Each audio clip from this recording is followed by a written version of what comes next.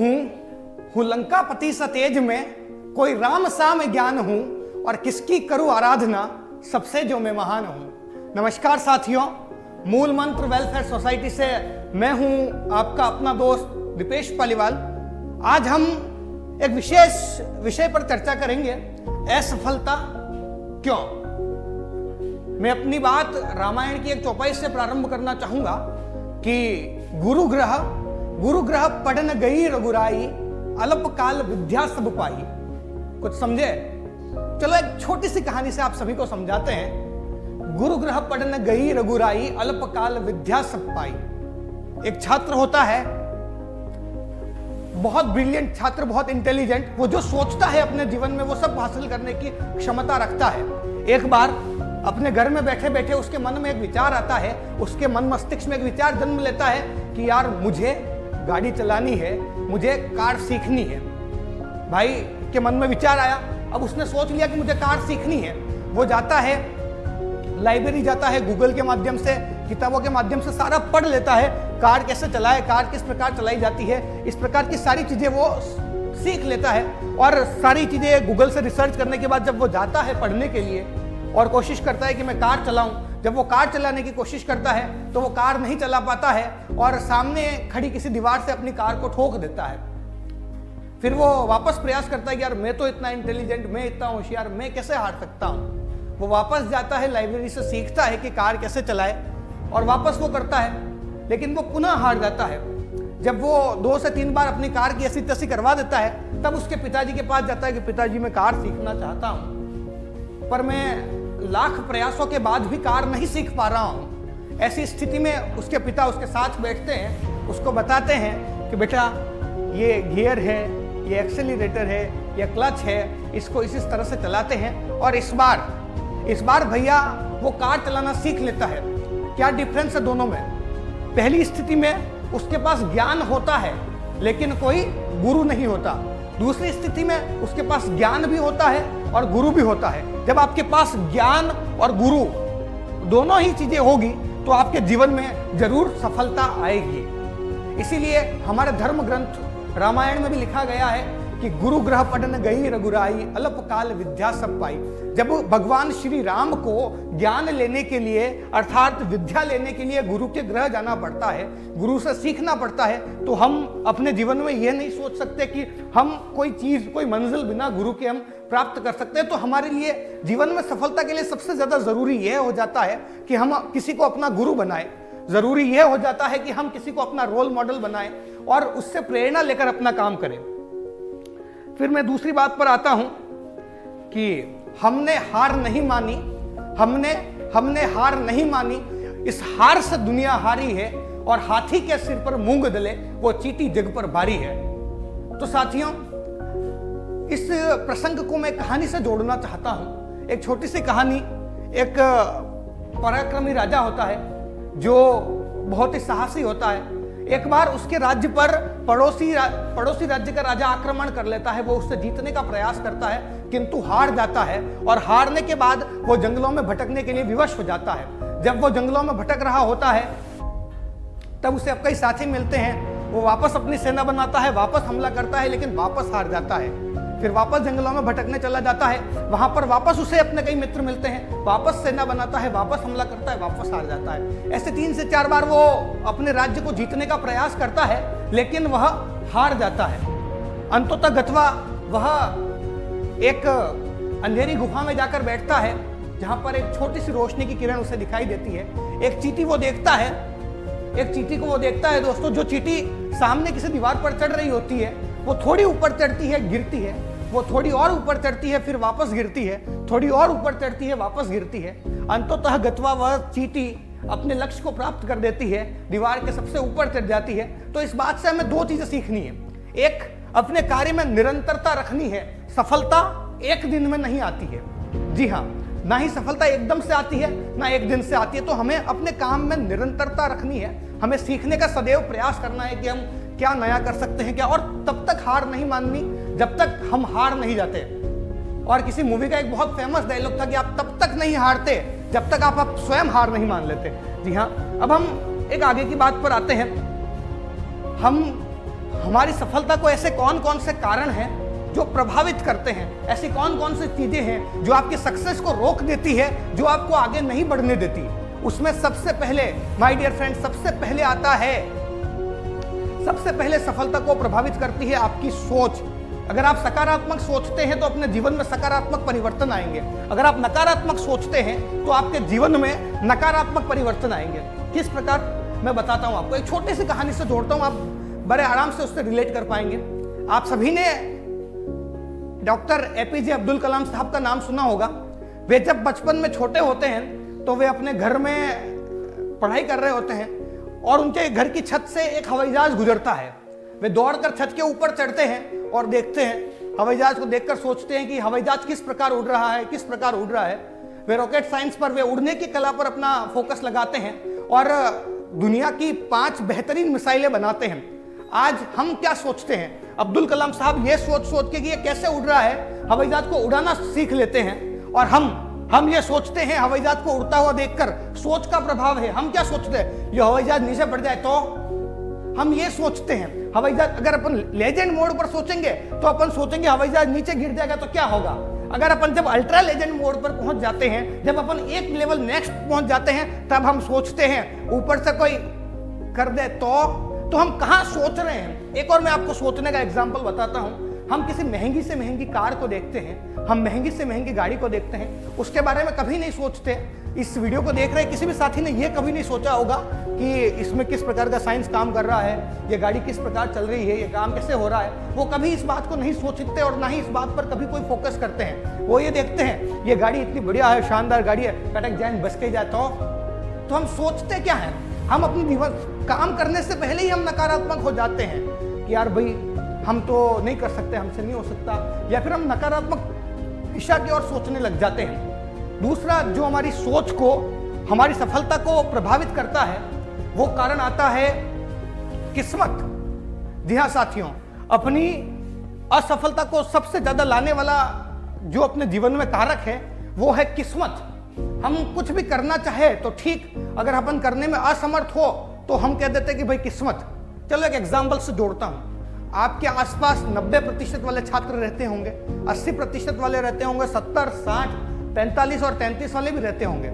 आप जब 90% वाले से पूछते हो कि भैया तेरे परसेंटेज कैसे बने, तो वो बताएगा कि नहीं मेरी मेहनत थी, मेरे पिताजी की मेहनत थी, मेरे गुरुजनों की मेहनत थी, मैं मेहनत से बना। जब आप 70% वाले से पूछोगे वो भी बोलेगी वही लगभग ऐसी बातें करेगा कि नहीं मेरी अच्छी थी, मेहनत थी, ये था, वो था, परिवार था, सब थे, गुरुजी थे, ट्यूशन पर अच्छा पढ़ाया, वो सबके अपने अपने श्रेय देगा। 60% वाला भी ये नहीं कहता कि मेरी मेहनत अच्छी नहीं थी, वो भी कहेगा मेहनत थी, मैंने मेहनत की तो मेरे फर्स्ट डिवीजन बन गया। लेकिन जैसे ही आप 50 वाले के पास या 33 वाले के पास या सप्लीमेंट्री वाले के पास जाओगे, वो यही कहेगा मेरी किस्मत खराब ही, नहीं बात है 33 हो गया, हमारी किस्मत खराब ही, नहीं बात है मुँह पहले ले, मेरी किस्मत खराब थी इसलिए मैं ये नहीं कर पाया। क्यों भाई, किस्मत कहाँ खराब थी? किस्मत तो उसकी भी तो खराब हो सकती थी जिसने 90% लेकर आए। तो जीवन में किस्मत नाम का कोई शब्द होना नहीं चाहिए। मैं चाहता हूं कि हम एक ऐसी डिक्शनरी ले जिसमें से किस्मत नाम के शब्द को मिटाए और वहां पर एक नया शब्द ऐड करें जिसे हम मेहनत कहें, ताकि कल को हमसे कोई पूछे कि भाई तेरे परसेंटेज कैसे बने, तो हम कहें कि यार मेरी मेहनत अच्छी थी तो मेरे बने, मेरी मेहनत अच्छी थी तो मेरा सिलेक्शन हुआ, मेरी मेहनत खराब थी तो मैं रह गया, मेरी मेहनत नहीं थी इसलिए मेरा सिलेक्शन नहीं हो पाया। तो हम किस्मत को हटाकर किस्मत की जगह एक नया शब्द ऐड करते हैं, उसे कहते हैं मेहनत। तो मेहनत पर मैं एक शेर आप सभी के बीच पढ़ता हूं। कुमार दुष्यंत की एक गजल का एक बेहतरीन शेर है कि रहनुमाओं की अदाओं पर फिदा है ये दुनिया, कि रहनुमाओं की अदाओं पर फिदा है ये दुनिया, इस बहकती दुनिया को संभालो यारों, और कौन कहता है छेद आसमान में हो सकता नहीं, एक पत्थर तो तबीयत से उछालो यारों। इसी तरह से 4 पंक्तियां और कहीं मेरे जहन में आती है, मैं पढ़ता हूं कि विश्वासों के पंख पखेरु उड़ जाता है, जब चाहे वो इस जीवन से जुड़ जाता है। हम होकर इंसान हाथों पर हाथ धरे बैठे हैं, वरना यूं तो संघर्षों के साथ जमाना मुड़ जाता है। तो हमें बस यही करना है, जहां जहां किस्मत शब्द आता है वहां पर हमें मिटाना है, उसको इरेज करना है, और वहां पर अपने को एक नया शब्द ऐड करना है जिसे हम कहेंगे मेहनत, जिसे हम कहेंगे संघर्ष, जिसे हम कहेंगे परिश्रम। मैं आपको एक कहानी से जोड़ता हूं। अभी हमने सोच की बात की थी कि हम सोचते से क्या हो सकता है। नॉर्वे एक देश है, आपने नाम सुना होगा। वहाँ पर एक व्यक्ति कोई ऐसा संगीन अपराध कर देता है जो भारत में हमेशा होते रहते हैं और लोग बच जाता है। जी हाँ, मैं बलात्कार की बात कर रहा हूँ। नॉर्वे जैसे देश में कोई बलात्कार जैसा संगीन जुर्म कर देता है, तब वहाँ पर बात होती है कि अब यार इसको किस प्रकार से उसको फांसी की सजा सुनाई जाती है। वहाँ के जो वैज्ञानिक आते हैं वो कहते हैं सर इसको ऐसे मत मारो, ये देश के काम आएगा। हम एक काम करते हैं, हम इस पर एक रिसर्च करते हैं और ये देखते हैं कि भाई किस तरह से हो सकता है, किस तरह से इसको मार सकते हैं, क्या हो सकता है, तो उसको रिसर्च के लिए ले लेते हैं। अब रिसर्च के लिए वो एक काम करते हैं, उस आदमी को एक कुर्सी पर टाइट बांध लेते हैं और पूरे शहर में अफवाह फैला दी जाती है कि इस आदमी को सांप से कटवा कर मरवाया जाएगा, इसको सबसे जहरीला सांप काटेगा मरेगा। आदमी ने अफवाह सुनी होती है, आदमी डर रहा होता है कि यार आज तुम्हारा हाथ आएगा, छोटेगा, मैं मर जाऊंगा। आदमी सोचता है कि आदमी सांप आएगा, मैं काटेगा, मैं मर जाऊंगा। तो भाई क्या होता है, उसको बांध देते हैं, उसके सामने सांप मंगवाया जाता है, काल और छम सांप आता है एकदम, उसके सामने छोड़ते हैं, भाई ले। आदमी देखता है यार सांप पैरो है, हाथ छोटेगा, मैं मरूंगा से मरूंगा। आदमी आएगा कहेगा यार हाँ पैरो है, मैं हाथ छोटेगा, मैं मरूंगा से मरूंगा। फिर क्या होता है, सांप उसके थोड़ा सा पास आता है, उसके दिमाग में वही चीजें चल रही है, हाँ आएगा छोटेगा, मैं मरूंगा, हाँ आएगा छोटेगा, मैं मरूंगा, हाँ आएगा छोटेगा, मैं मरूंगा। ये दिमाग में उसके चल रहा होता है। सांप उसके 30 फीट दूर उससे सांप को छोड़ा जाता है, 20 फीट नजदीक सांप आता है, वो देख रहा होता है, 10 फीट नजदीक सांप आता है, वो देख रहा होता है। जब सांप उसके 5 फीट नजदीक आ जाता है, उसकी आंख पर पट्टी बांध दी जाती है। साथी उसकी आंख पर पट्टी बांध दी जाती है, पर उसके दिमाग में वही चीज चल रही होती है, सांप आएगा, हाँ आएगा, छोटेगा, मरूंगा। तो भाई जब सांप उसके बिल्कुल पास जाता है तो सांप को उठा लेते हैं और 2 पीने चुबाते हैं। जिस तरह से सांप काटता है, हम टीवी वगैरह में देखते हैं, 2 पीने चुबाते हैं और व्यक्ति की उसी समय एट द स्पॉट मृत्यु हो जाती है।